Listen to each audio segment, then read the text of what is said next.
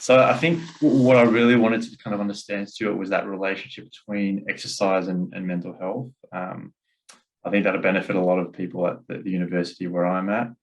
And I know you've done a lot of work on that. I was having a look at, I think, a 2019 systematic review, and you found some quite strong effects between exercise and depression and cognitive functioning. Are you able to kind of just elaborate on that relationship for us a little bit more? Yeah, for sure. So physical activity or exercise, we won't split hairs at the moment, whichever way you want to define it, historically has been studied a lot with depression and subsequently with things like self-esteem, and more recently cognitive functioning. So, you know, a little bit on cognitive testing and obviously cognitive decline in older adults, and maybe even temporary things like alertness and concentration. So yes, there are effects. These have been known for a while, but they are difficult to pin down experimentally and in research. But I think we can be confident that doing the right forms of physical activity or activities that you like and sustain, that you can get good antidepressant effects, you can get some anti-anxiety effects, and you can boost self-esteem, but it depends how you go about the physical activity, and you can improve cognitive functioning. So I'm fairly confident that we can make those conclusions pretty much across most groups of people, including students. And what does the research kind of say around those mechanisms behind that? It seems to be a lot of hypothesized mechanisms, but do we have any clarity as to kind of, you know, what they are for sure? It's either the psychological or the physiological mechanisms? Yeah, it's good. Very good observation. Simple answer is no, we don't know for sure. There are lots of possible mechanisms which are still on the table. It could be more neurobiological, some changes in the brain. We hear about things like endorphins and so on, but that's still a little bit iffy, but it's technically possible. I'm not a neuroscientist, but some neuroscientists are happy to say that those are all, you know, possible, and in some cases happen, certainly in animal studies where they can do more invasive work. I think a lot of the mental health effects are psychosocial. So for example, if students are struggling a bit with mental health, getting into a social group, getting into a routine, all can help their mental health. And whether that's the physical activity that's helping them, or whether it's just the fact they're doing something purposeful, they're doing something in a group, who knows? And maybe physical activity is just the conduit or the enabling factor that gets them to do those things. So all of those are certainly possible and have been reported. But yeah, we can't be that definitive. But I think there's a package there that says, yeah, this works, and it's probably related to these kind of issues. And so given that uncertainty, I've seen, I think in Europe, they're doing a bit of this where it's being prescribed, or exercise being prescribed as a treatment for depression. What do you kind of think about this whole exercise as medicine then, you know, theory? Does that have merit? Are we too early to be prescribing it in, you know, clinical cases? No, I think we can use exercise as medicine. I have a slight problem with that term sometimes, if it's the only term that we use. So it suggests that exercise is only about medicine and about disease prevention and so on. And I think that's too limiting. Why not create exercise and physical activity for wider feel-good effects and social benefit and even wider cultural community benefit? So it's a little bit of a narrow term, but having said that, it's had a lot of traction. It's politically powerful statement. It gets governments on board because they realize it does affect people's health. And so yes, prescription of exercise and physical activity for whether it's mental or physical health is a good idea. Now, how we do it and how effectively we do it is still not perfectly known. For example, I've just seen there's some reviews out on, for example, doctors, GPs prescribing exercise, both for mental health and physical health. And, you know, do those schemes work? Yes, but not brilliantly. Now, that's not because the idea is no good. It's because people don't follow it through very well, or people go for a week and then they drop out. And, you know, so it's the implementation of these things that's so critical. So if we can get that right, yeah, exercise will make a hell of a difference. You know, the evidence shows that exercise is as effective as a lot of medications and psychotherapies. So with that implementation, then, is that a case of poorer quality motivation, whereas exercising purely for your health isn't enough for someone to be doing it consistently long term, you think? Or good point. So I'm showing my age now. Back in 1985, there was a paper, not by me, but there was a paper that's very influential, looking at the so-called determinants of physical activity, what determines whether you become active or drop out and so on. And they made this statement that starting an exercise program is probably related to your health. You know, you feel you've got to do something for your health. But to maintain that over time, health wasn't the issue. It was more to do with enjoyment and feel good. So, and I think that still stands, and I think we haven't done enough on that. So I think to get people into a program of, let's say, prescribed exercise by your GP, yes, it's going to be health related. You've seen your GP. GP says your blood pressure's a bit up, your weight's a bit up. How about going to this accredited exercise physiologist or this class? Okay, fine, it's health related. But to keep that person in there, yes, there'll be some reinforcement, lose a bit of weight, maybe get their blood pressure checked a month later and it's come down. That's reinforcing. But essentially, day to day, drag yourself out, get yourself to that class. You've got to want to do it, and you've got to have some personal satisfaction and what we call affective, you know, enjoyment, satisfaction going on in your head.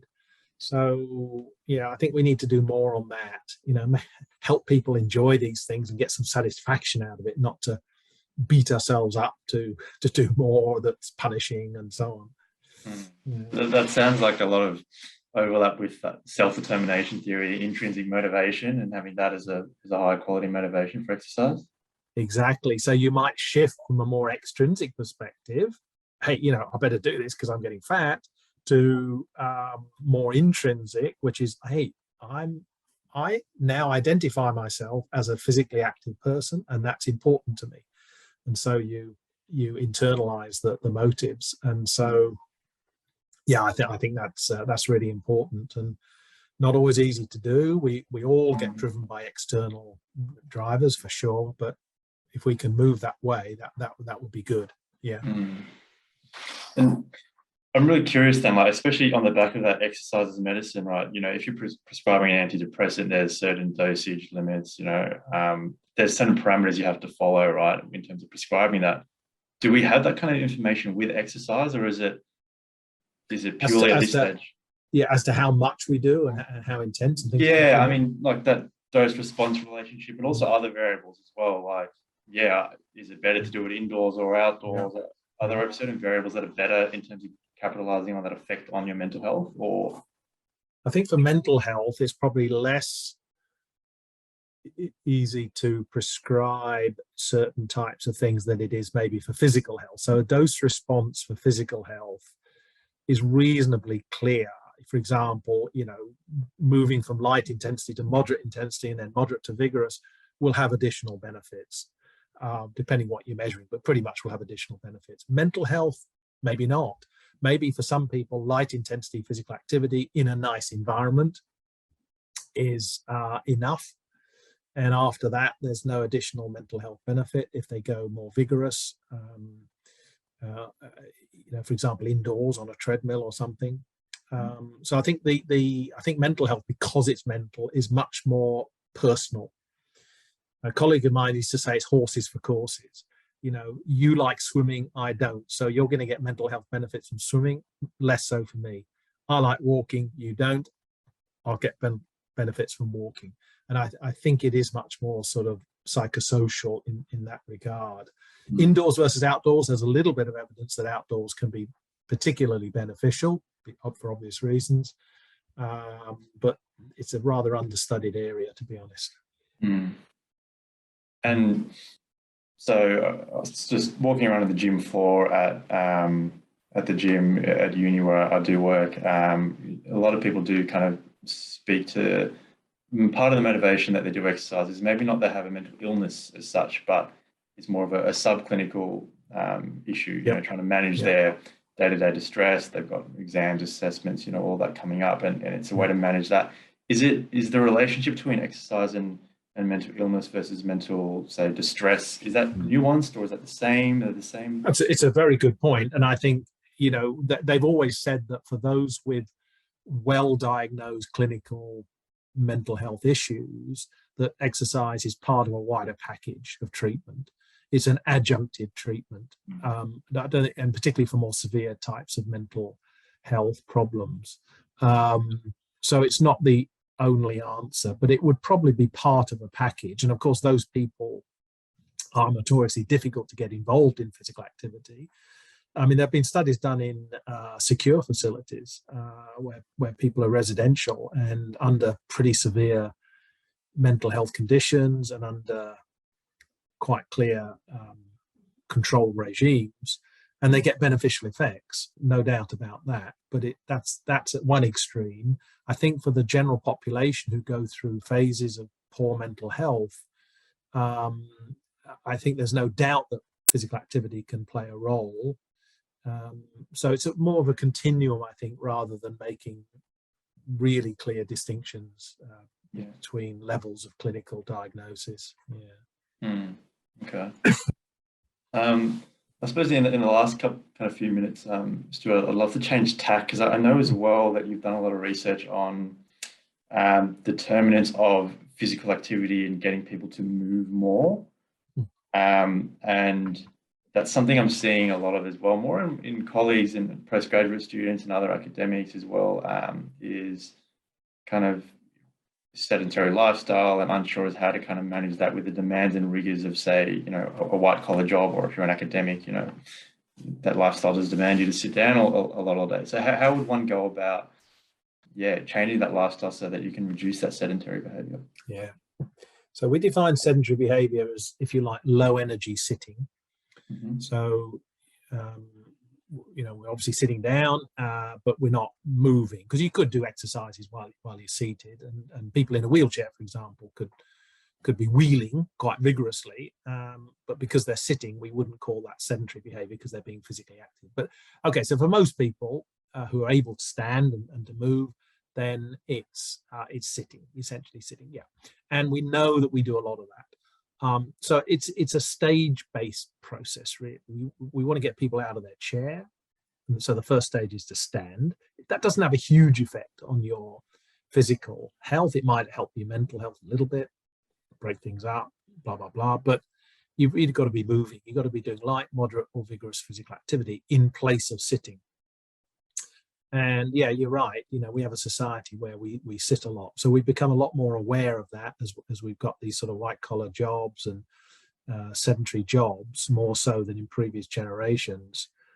So there are two ways we can talk about this. One is we simply try to get physical activity into their lives. And that would be conventional, right? Half an hour at the end of the day, an hour at weekends, you know, and so on. You go running, you go to the gym, you play a sport. Well, we've always suggested that, whether people were sitting during the day or not.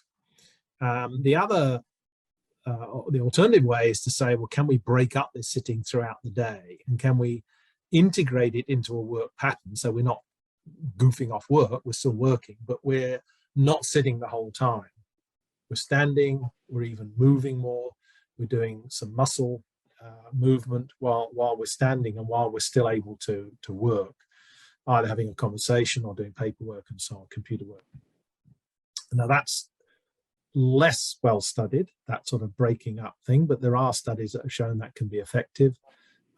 Standing every half an hour, trying to move a bit more. So studies that we've done some intervention studies, they're mainly UK based, although I'm involved with some here in Australia. We can get people to sit less, but we find it much more difficult to get them to move more, you know, like walk more. At work, this is. So we've just finished a trial, and it's we got about an hour a day of their work time where we less sitting, but that hour gets displaced into standing rather than moving. So the health effects are much, much less. So that, you know, so now the obvious challenge there is to say, well, all right, we can move more, but can we do that in the workplace? Can we go off walking and things like that? Is that possible? So that's the problem. And so other strategies combined with that could be either very short breaks. We've got another study looking at that. Climb the stairs, cycle to work, you know, so or you combine it with all these other strategies. And so at the end of the day, you've actually done quite a bit of movement. And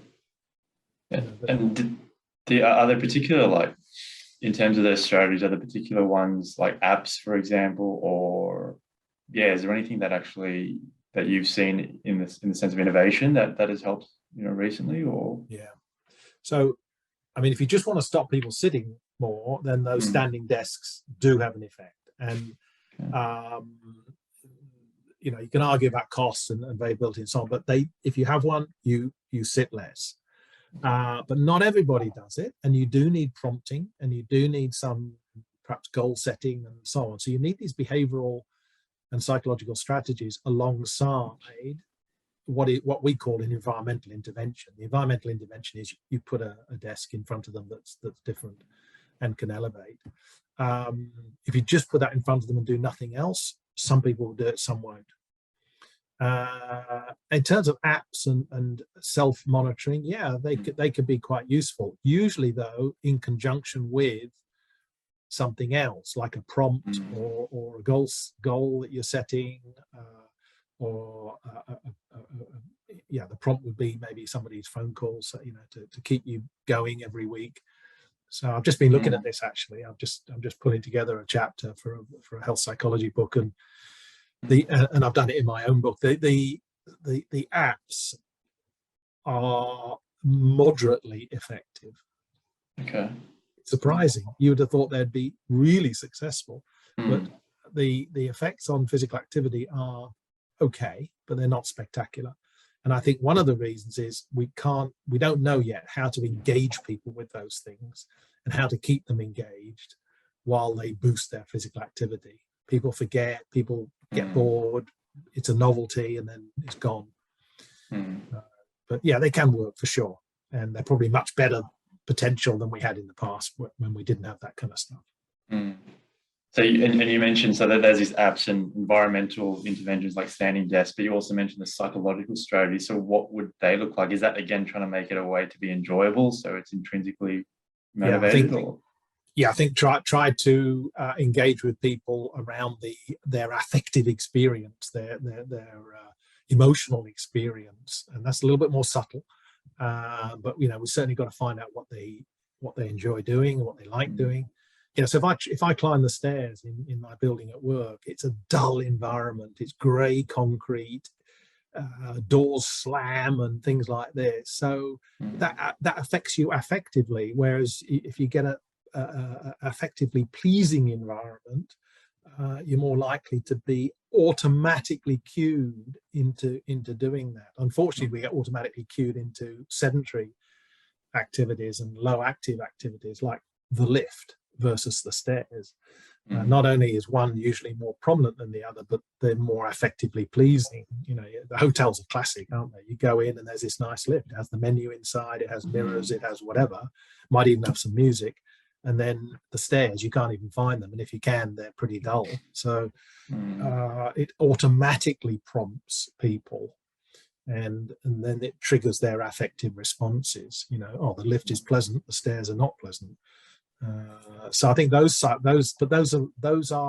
perspectives that not so many people have studied, but they're becoming more prominent. People are becoming more conscious of that, saying we need to do more work around that, not just goal setting, prompting, self-monitoring, which are very conscious motivational processes. We should use things that are a bit more subtle and more affective and less conscious, and we subtly get people to do something without them really knowing it.